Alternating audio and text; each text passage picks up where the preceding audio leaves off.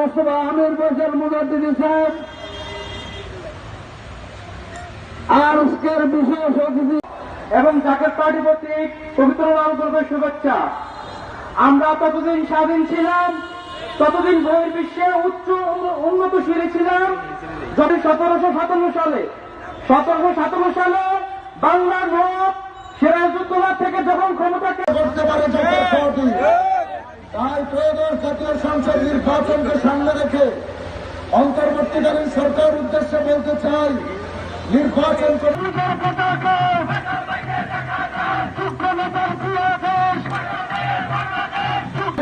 দাঁড়িয়ে থেকে আজকের বিশেষ অতিথি জাকের পার্টির মাননীয় senior vice chairman Faridpur Munshiganj পৌরসভা সদর উপজেলা মুন্সিগঞ্জ সিরাজগঞ্জ পৌরসভা